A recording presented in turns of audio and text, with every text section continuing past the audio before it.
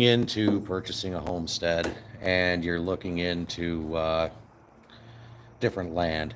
So one of the big things that you're going to be looking at is you're going to be looking at location. Sorry, my phone messed up there. Location's important for a few different factors. You know, you don't want to try to homestead in downtown New York City where they have a bunch of rules and regulations. But you're going to want to look at what size acreage is going to work best for you and what you're trying to achieve. So if you're just trying to have self-sufficiency and you're just trying to go ahead and, you know, have a small garden, you could do all that on 1 acre. You don't need to go out and buy 100 acres and start just going crazy with it. Another thing you want to consider when you're looking at land is you're going to want to consider access. You're going to want to look around and see if you know, are your properties, are they joined together, or do you have to use easements to get to your property? And if you have to use easements, is it a legal easement, or do you have to fight with other landowners around you to gain access to your property? And a lot of that'll be done in title work. They'll find if there's any kind of issue. Another thing to consider is neighbors. So when we first bought our homestead, we didn't even really consider the neighbors. We just kind of looked at the neighborhood and said, oh yeah, a bunch of farmers, this should be fine. Well, we lucked out. So we have probably some of the most amazing neighbors you could ask for. They're very knowledgeable.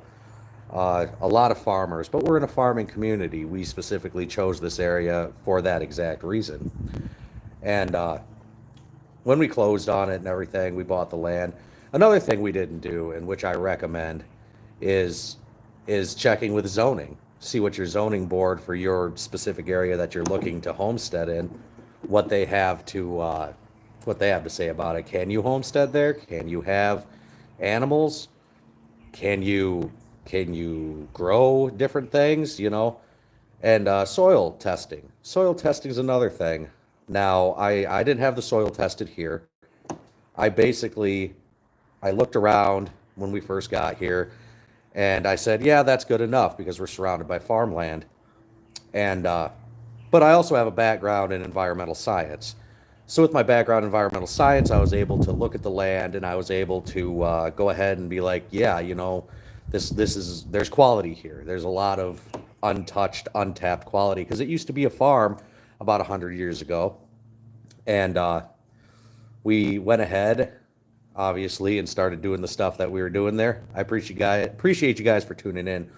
But so land is a big thing, but it's not just the land, it's other stuff too that you want to look at.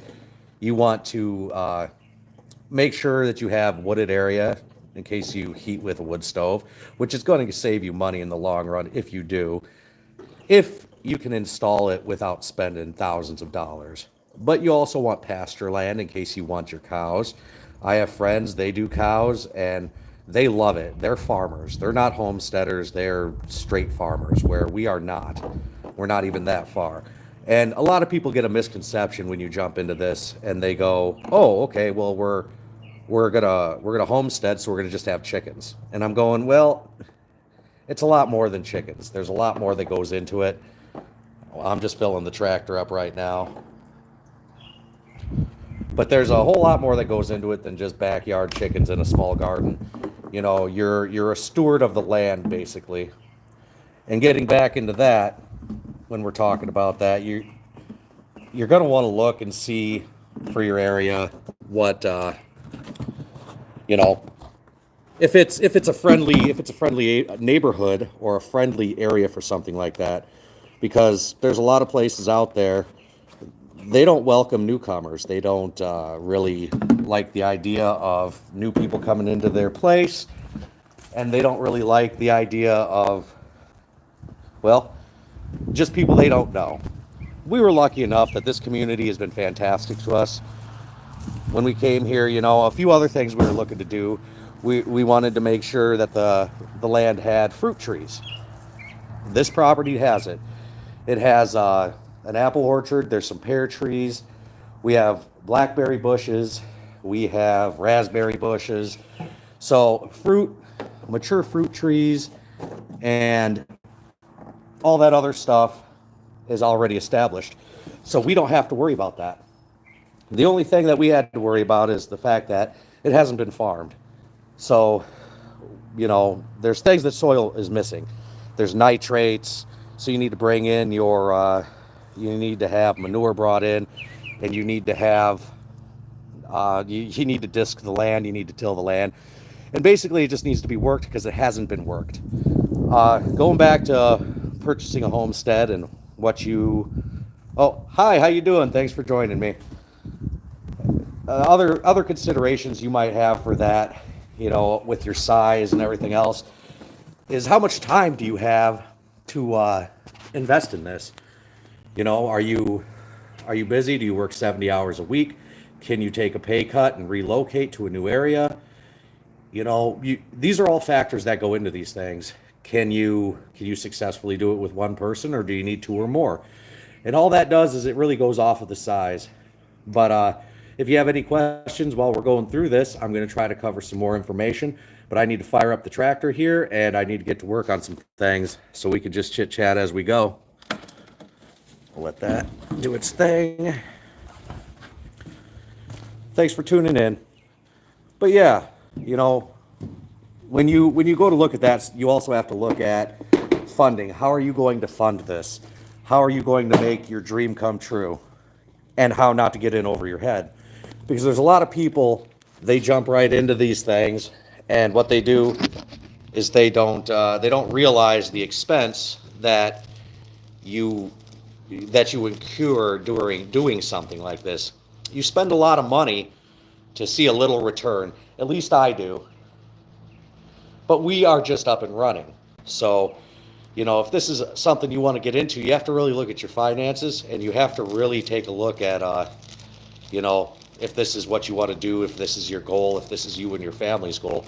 And it was for us. It made sense. We knew we wanted to get into it, and, we had to search for the right property to do so. Another important thing about looking for a homestead, as we covered earlier, is not just your accessibility to your land, but your accessibility to the rest of civilization. Basically, how far are you from any kind of stores, any kind of other stuff, for being able to use local resources. We're getting ready to go brush hog here in a second. It never ends. We finally got a 3-day reprieve. After 3 days, we have a reprieve from the rain, thank God. Because I have a lot of stuff to get done here, because the ticks are just ridiculous this year in Michigan.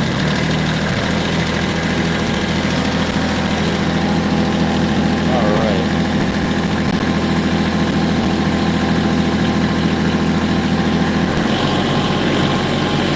And I'll go in more detail as we get going.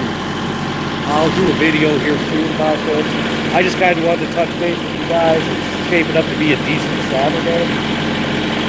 So I wanted to get some work done and hop on here and talk to you guys about it. If you have any questions, I will do my best to answer them. I am not all knowledgeable. Like I said, we've only been into this a year, and there's stuff I don't know. So if you have questions about homesteading or questions about land acquisition, feel free to ask me. I can't give you the answer. I will get you the answer.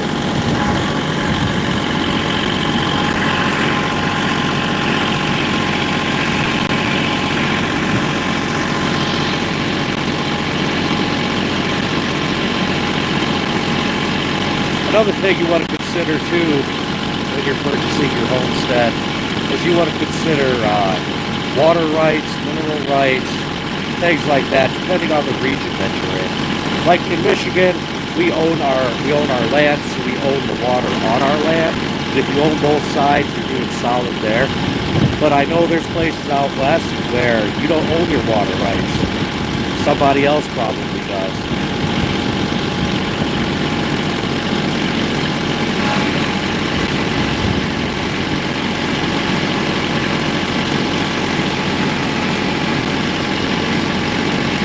Another thing you want to consider when you're looking to buy your homestead is the topography of the land and the climate where you're going to be at. You want to look at where your fields are if you have fields. One important thing about buying the property is you want to make sure you have the fields already established, or you're going to pay a lot of money to clear land. You're going to pay a whole lot of money. We were very fortunate when we got this property. There was already a 5-acre field that needed work, but it didn't have trees everywhere, so we were able to clean it out. And then we have an 8-acre field down by our pond, so we have our water accessibility. These are a lot of things that people overlook when they first get into this. My suggestion to everybody who wants to do this is to do their research, watch videos, and a lot of the videos out there, a lot of social media, they make it more glamorous than what it really is. They don't show you the cost that goes into everything. They don't show you the fuel cost, the breakdown cost, and the small returns that you're going to get. So if you're looking to do this to sustain your family, you're going to have a better shot at it. But if you're looking to go full corporate, you're trying to make big money on it, you're looking at 100+ acres right out of the gate that you're going to have to purchase. There's just no choice in it. And then you're going to compete against larger farms. And that adds to the cost of everything. And pretty soon, you're in over your head. So my advice to anybody who's going to do this or get into this really needs to do their research and really needs to look at their finances. Sometimes it requires, if there's 2 people, it requires one person to work a job and the other person to be at home taking care of stuff here. Animals don't feed themselves. Yeah, you have nice weather, but Michigan, we only have, I'd say, 3 good months of really nice weather before it's crap. You have to make sure that you rotate your animals. You have to make sure that you're able to feed them. You have to make sure they have shelter. And with the rising cost of materials, it makes it a lot harder to just go out, grab the materials you need, and build the stuff. To build any kind of fencing, T-posts. If you're driving T-posts in, I was at sticker shock last year when we went to put in our garden fence. I couldn't believe I was paying almost $8 for one T-post. So our idea of having a massive garden dwindled down a little bit because there was just not money in the finances to go any bigger. Not only that, you don't want to start out with too big. You don't want to overplant your garden. And another thing that people do is they plant stuff in their garden that they're never going to use. There's a lot of stuff they don't even eat. We like to stick to some main things. Like we do tomatoes, we do potatoes, and we do onions. Our family eats all of that. So that stuff's important for us. We like to make sure we can grow that, and we use organic seed potatoes for it. We try to get organic tomatoes, and you guys will be seeing how we plant that here soon. It's just been so rainy and cold we haven't had a chance to plant. But we're almost into June, so we need to make something happen here soon, or we're not going to have the best harvest that we could have. Another thing you want to consider when you're looking at a homestead is you're going to want to consider what your options are for purchase. Do you have cash? Are you going to pay cash for a homestead? Most people aren't. Most people don't have that kind of money sitting around anymore. So you're going to have to look at your different financing options. You're going to have to see if a USDA loan works for you or a rural development loan. Are you going to buy raw land or are you going to buy a pre-existing homestead? There's benefits to both of them and there's downsides to both of them. If you're going to purchase a pre-existing homestead, you have to look at the age of the home. You have to look at the age of the appliances in the home. You have to look at the age of the furnace, the age of the septic, the age of the well, how it was taken care of, and then you have to look at all that. However, if you buy raw land, you have to figure out where you can build. You have to look at if it passes a perk test for percolating to put in a well. You have to look at all those other things. So if you can find a homestead or a previous farm for sale with good acreage, good fields, good water on the property, then you're going to be solid for the most part. It's going to cost you less to buy existing than it would to start fresh, unless you're one of those people who don't mind buying raw land, pulling a camper out there, living in the camper for a few years as you build up your house and you build up everything. The only downside to that is for people like me who have children and a wife, we had to have that stuff already in place. We already had to have a home, and we already had to have the electricity and all that. We couldn't just go buy raw land and start out like that. It wasn't a possibility for us. You know, other factors to consider is with the climate is how much sun. How much sun does your field get? Where do you plan on planting? You really need to be meticulous when you lay these things down. You need to watch the field for a little while. You need to pay attention to where the sun hits, where the trees are. That way you can see what's going to get the most sun and where your best growing area will be up there. I'm not an expert in this. We're still learning all of these things. So as you guys follow along with us while we do this, you know, you're learning right along with us. With my background in environmental science, I have the book knowledge to do these things. I do not have the hands-on knowledge. There are plenty of people out there who know way more about homesteading, farming than I do. There's people who this is all they've done their whole life. And those are the people you want to attach yourself to in the community. Those are the people that are going to be like, listen, you can't grow that here, the soil won't accept it, or yeah, that'll work just fine here, but you know, grab onto those people, learn what you can. I've talked with second, third generation farmers, and they've seen it all. They've seen people come and go. They've seen a lot of people get into this lifestyle, especially in the last 10 years.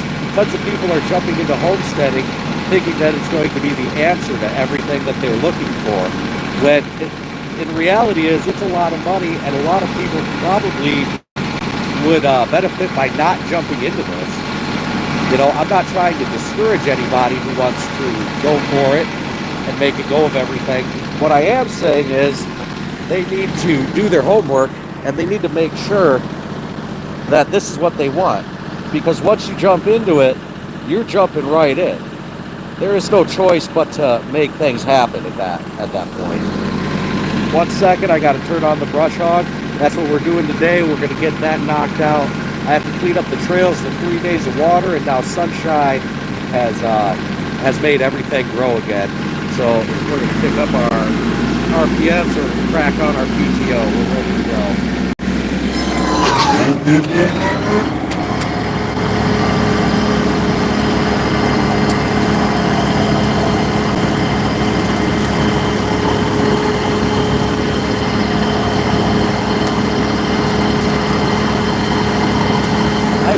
You guys tuning in and having this conversation.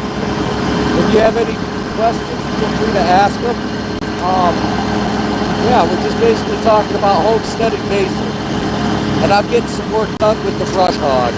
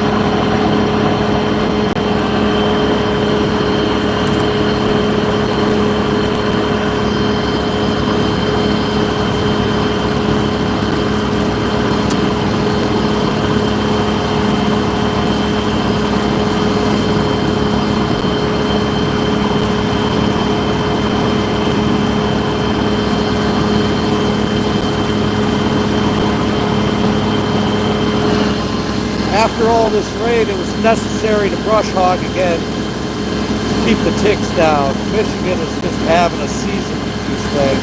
I've been pulling them off my dogs, my kids, my wife. They're just all over the place.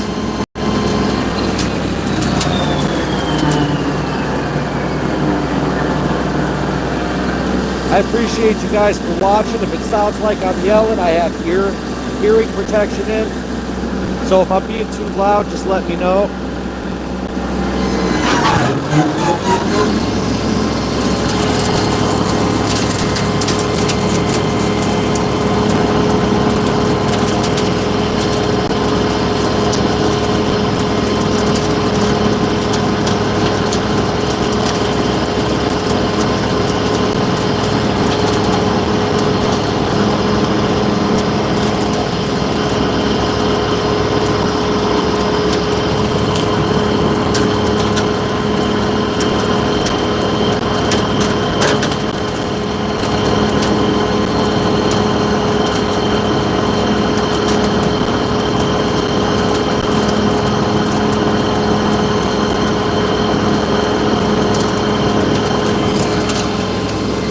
If you guys don't mind, like this video, hit the subscribe button and ring the bell icon if you like all things homesteading.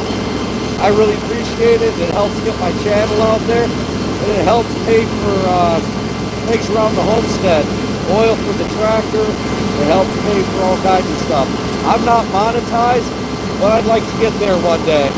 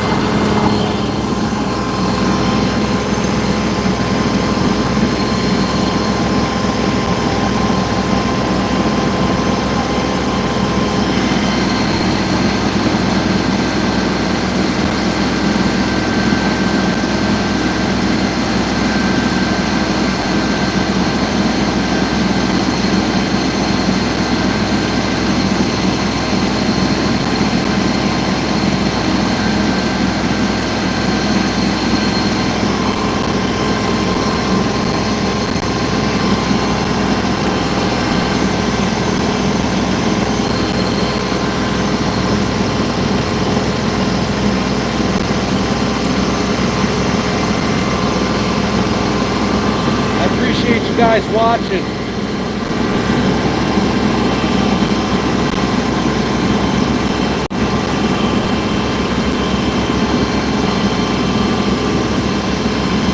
Look at that, the sun's finally decided to come out. It's been forever since we've seen it, it feels like. It's been nothing but rain the last couple of days, and it's just made the grass grow wildly fast.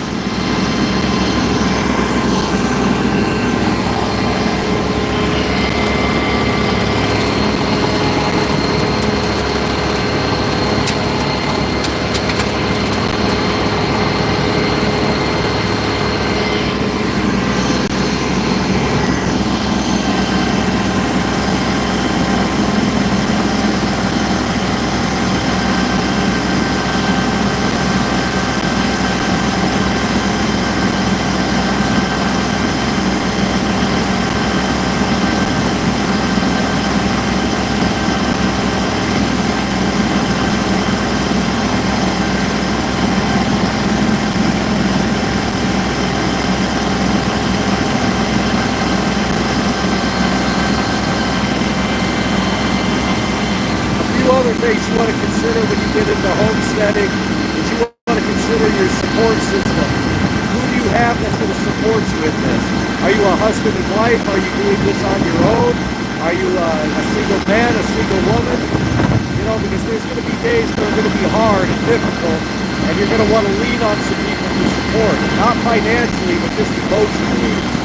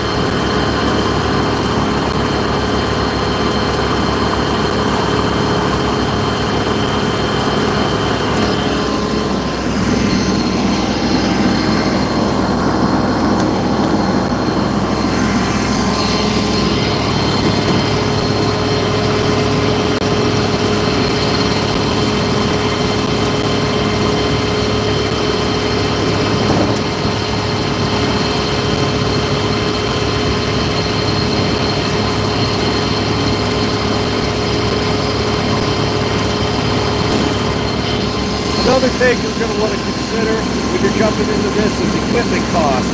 What equipment are you going to need to get the job done? Are you going to need a tractor? Are you going to need a brush hog like we do? You're going to need a grapple. That's what I have up front here. That grapple has been amazing. It's all controlled off of that joystick right there.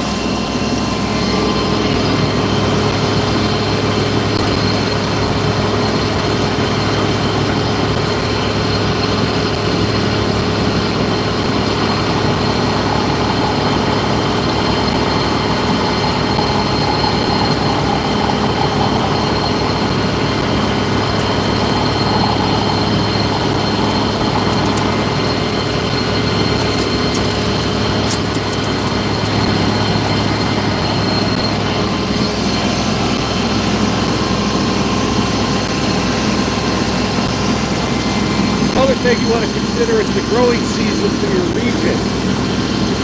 A lot of people they'll jump into it blind, not knowing what they're really growing. So you want to talk to the local community. You want to talk to farmers and other homesteaders in your region who've been there for a while, and they know what does well and what doesn't do well.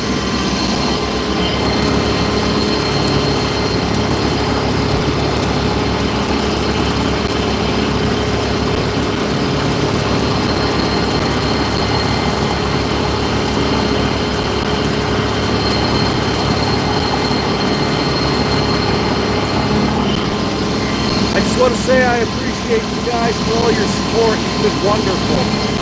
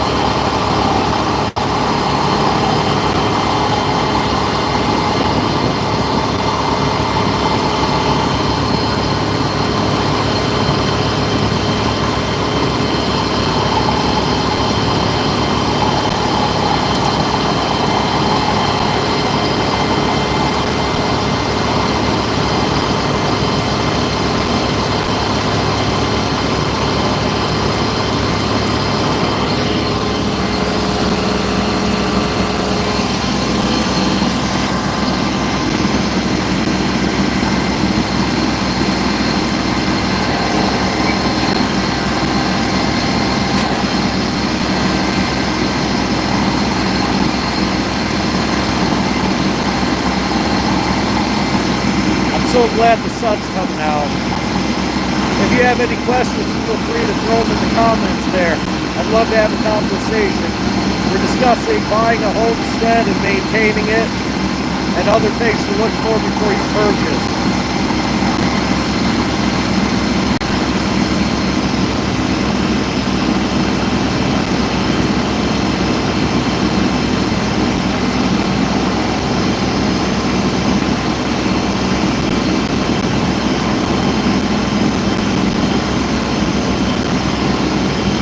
If you don't mind, hit the like button to subscribe and ring the bell icon.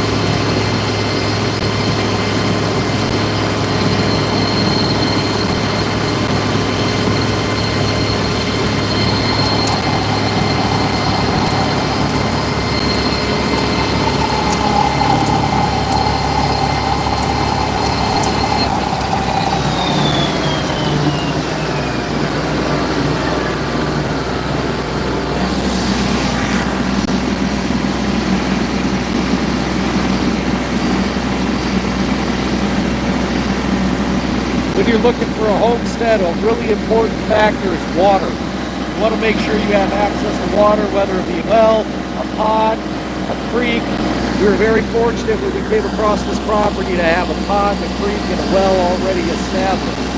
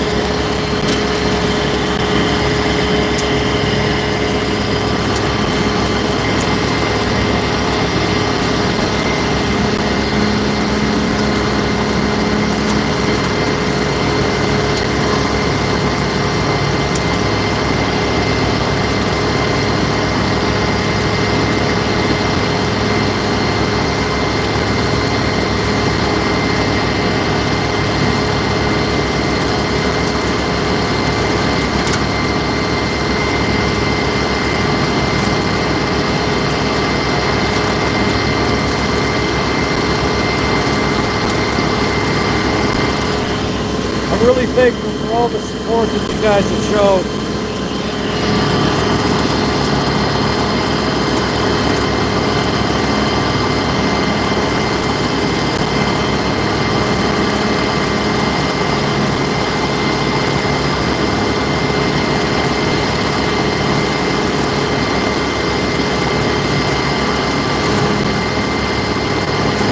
If you have any questions or comments, feel free to ask.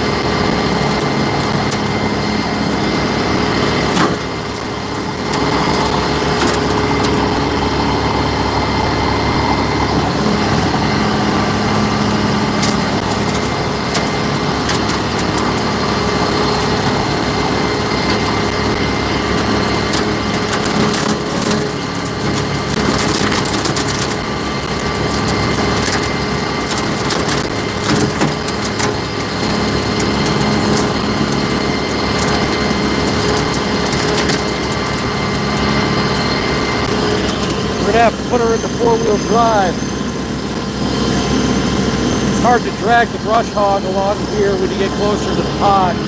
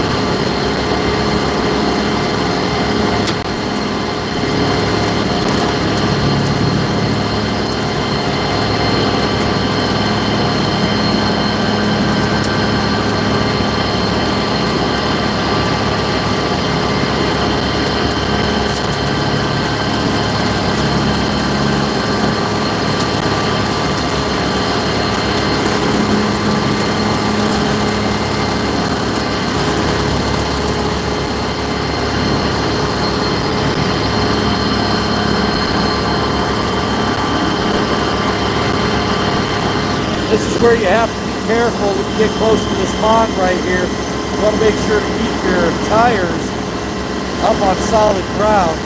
One wrong move and you slip and flip the tractor into the pond. We don't want to have that happen.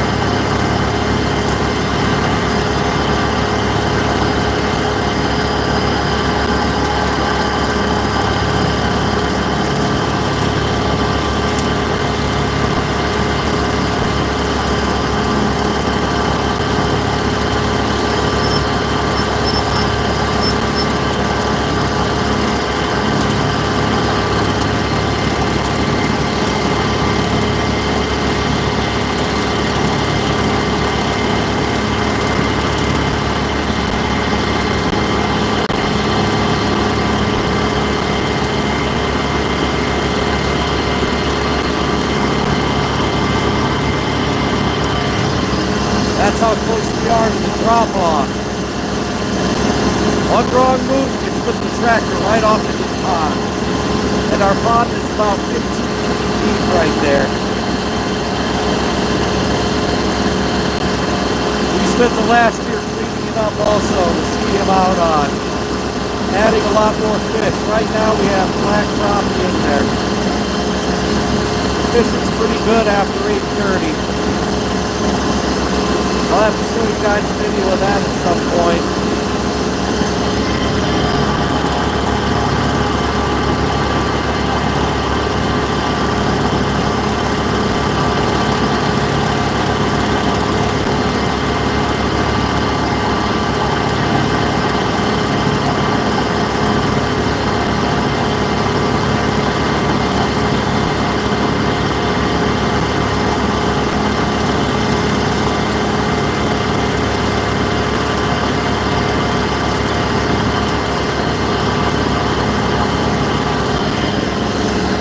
That's our drainage pipe right there.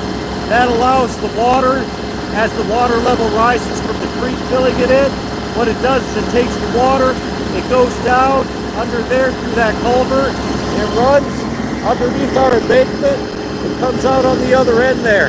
Then it travels down the side of the road, it crosses the road, and it heads to one of our local lakes. So we do our best to maintain the water, clarity, and keep it clean around here and don't let any pollutants get into it. Not only that, we really respect the fish population that is in here because we're outdoorsmen.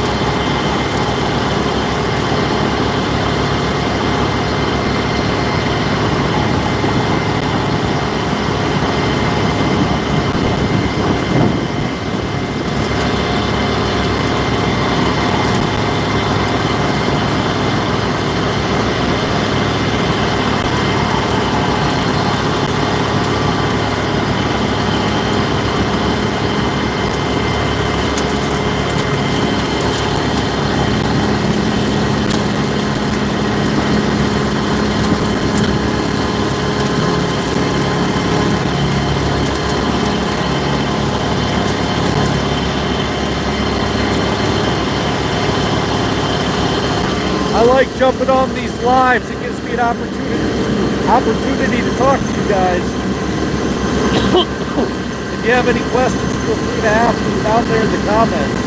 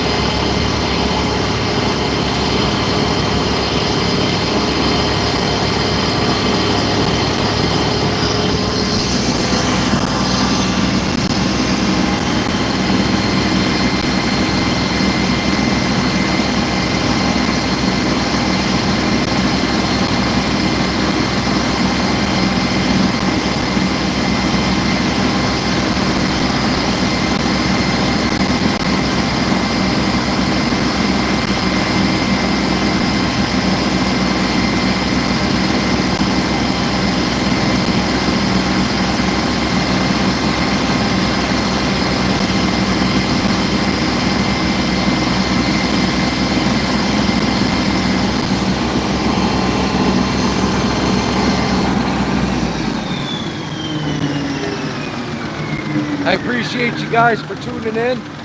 If you have any questions, feel free to throw them in the comments. I'm going to hop off here because I have a few other things to do. Don't forget to like, subscribe, and ding that bell icon. I really appreciate you guys.